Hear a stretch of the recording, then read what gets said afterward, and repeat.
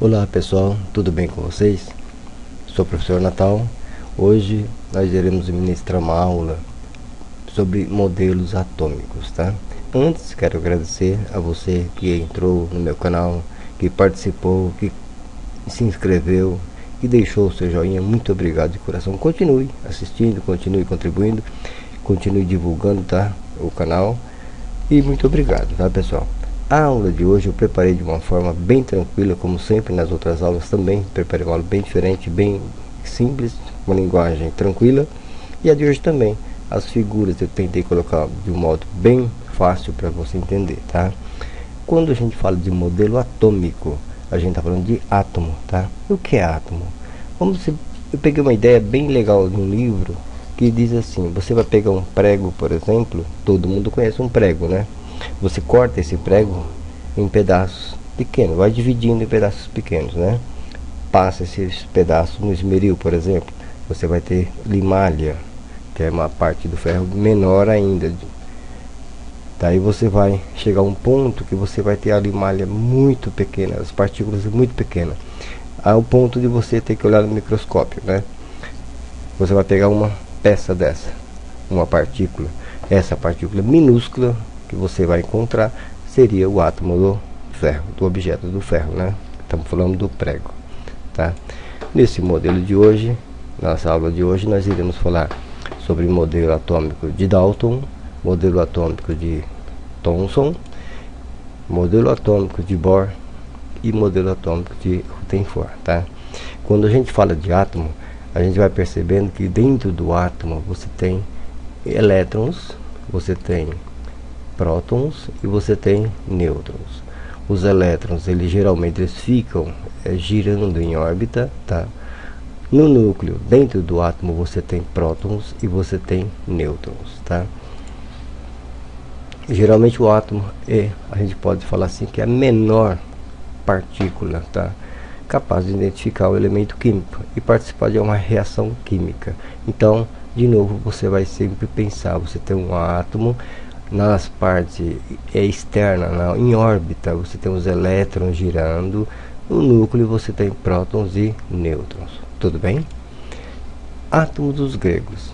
A palavra átomo é de origem grega, tá?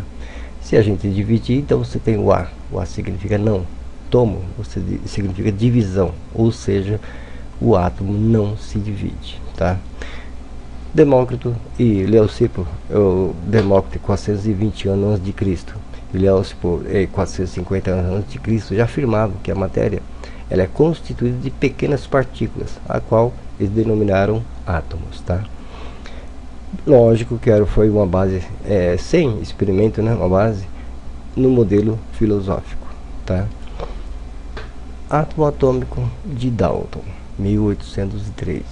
Dalton desenvolveu um modelo no qual denominaram teoria atômica de Dalton, baseada em experiências, e que o levou à seguinte conclusão: o átomo era uma esfera maciça, homogênea, indivisível, indestrutível e eletricamente neutra. Você observa que você tem aqui a palavra maciça, indivisível. Maciça significa que não tem nenhum espaço, não é isso? Indivisível significa que não se divide. Indestrutível, não se destrói. E eletricamente neutra. Quando você tem um objeto eletricamente neutro, a gente pode dizer que tem carga? Sim, tá? Então, nós vamos observar como se comporta essa carga. Nesse momento, você tem uma carga. Se é carga eletricamente neutra, então você tem uma carga positiva e uma carga negativa na mesma quantidade, tudo bem? Também ele disse que toda matéria ela é formada por átomos, e também os átomos de um composto ele é formado pela combinação de dois ou mais átomos. Então o átomo do reagente eles se combinam, né, para formar um composto. Então você tem um reagente, eles se reorganizam fazendo um produto, ok? Ele deu o nome, uma metáfora, vamos dizer assim, de bola de bilhar. Modelo atômico de Thomson, 1898. Thomson, um físico inglês, ele realiza várias experiências usando o que? Descargas elétricas de gases radioatividade, né, surgiu uma ideia que o átomo seria uma esfera com cargas elétricas encrostado na esfera. Então você tem um modelo onde você tem a esfera, ela é positiva, e em órbita você tem os elétrons, tá? Então esse em azul eu coloquei para você diferenciar. Aqui você tem a esfera de carga positiva e aqui você tem os elétrons, tá em abóbora, tá? Então essa esfera é carga positiva e você tem os elétrons, tá? Esses elétrons ficam girando em órbita, tá? No século XIX, a grande descoberta de Thomson, qual foi? Carga positiva, ele deu o nome de próton. Carga negativa, nome de elétron, tá? E nessa época ele apelidou o modelo atômico de pudim com passas. O modelo atômico de Rutherford, 1911. Rutherford, ele pega o mesmo modelo, né? Ele realiza o seguinte: uma caixa de chumbo, onde ele vai pôr o material radioativo, tá? Então ele vai lançar, ele vai bombardear partículas alfa positiva. Aqui ele tem uma lâmina de ouro. Lembra que Dalton disse que toda matéria é constituída de átomo. Se toda matéria é constituída de átomo, então na lâmina de ouro também você tem átomo, tá? Aqui eu tentei fazer da melhor forma possível para você entender. Essa região aqui é o núcleo do átomo, ok? Em volta você tem a esfera. Então você tem o núcleo e aqui você tem os elétrons, que é próton, e aqui é os elétrons, tá? Totalmente recheada, tá? O que Rutherford faz? Ele começa a bombardear partículas. Observe que a maioria das partículas atravessam e vem para esse anteparo aqui, ó. O anteparo é construído do que? Sulfeto de zinco. Então, a maioria das partículas alfa positiva atravessam a lâmina de ouro. Observe que ela está atravessando, ok? Só que às vezes acontecia o que? Algumas vinham, se chocavam no núcleo do átomo e voltavam. Por que isso acontecia? Se você está emitindo partículas positivas, e aqui vai chocar no quem? Aqui é no próton, né? Que é o núcleo do átomo. Então é também carga positiva. O modelo de Thomson diz que o átomo, a esfera era positiva. Então você tem aqui um núcleo. Tudo bem? Então você percebe que ela vai voltando. Ela bate e volta, porque se repele, né? Positivo com positivo repele. Algumas também batiam no núcleo e mudavam a direção. Ela não vinha para esse anteparo. Da mesma forma, ela bate no núcleo e perde-se a direção, né? Você percebe que ela vai atravessar para essa parte aqui. Então ela acha uma parte que tem espaço, porém ela bateu no núcleo e mudou-se a direção. Isso serviu para ele o quê?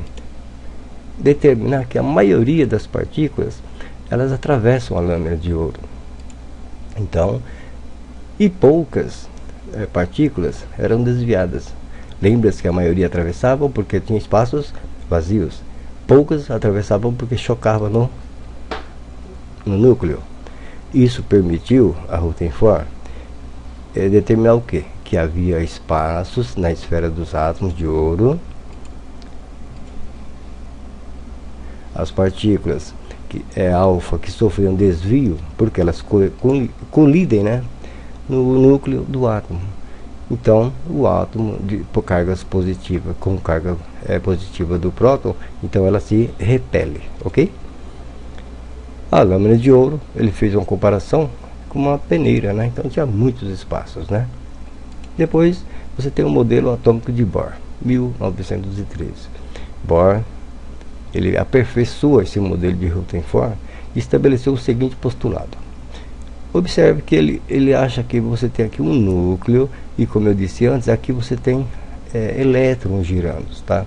Então aqui você tem uma carga positiva e aqui você tem cargas negativas, tá? Então você observa que são 7 camadas, né? 1, 2, 3, 4, 5, 6, 7, 7 camadas. Ou seja, 7 camadas de elétron gira nesses 7 orbitais circulares, tá? Então aqui você tem um núcleo e você tem as cargas negativas. Em cada camada ou cada nível possui um nome, né? Então você percebe que ele dá o nome usando o alfabeto a partir do K. Então a primeira camada K, segunda camada L, a terceira M, a quarta N, a quinta O e a sexta P e a sétima Q. Aqui você tem a quantidade de camada, 1, 2, 3, 4, 5, 6, 7 camadas. Aqui você tem K, L, M, N, O, P, Q. E cada camada, ele descobre o que? Ela tem uma quantidade de elétrons. Primeira camada, 2 elétrons. A segunda camada, 8 elétrons. A terceira camada, 18 elétrons. A quarta, 32. A quinta, também 32. A sexta camada, 18 elétrons. E a última camada, a sétima camada, 2 elétrons. Observe também que aqui é uma energia crescente, né? Ela sai do núcleo para as camadas, tá? Então é uma energia crescente. Nessa região, se você pensar em termos de próton, aqui é o núcleo, então o núcleo é de carga positiva, tá? E aqui você tem os elétrons, carga negativa. Observe que aqui entre o núcleo e as camadas você tem o que? Uma atração. Tudo bem, pessoal? Pessoal, muito obrigado a todos, tá? Até a próxima. Fiquem em paz. Muito obrigado de coração. Continue participando. Divulguem, né, o canal. Deixe tuas dúvidas. Deixe teu ok. Quem gostou, deixa o ok. E participem, tá? Até a próxima, tá?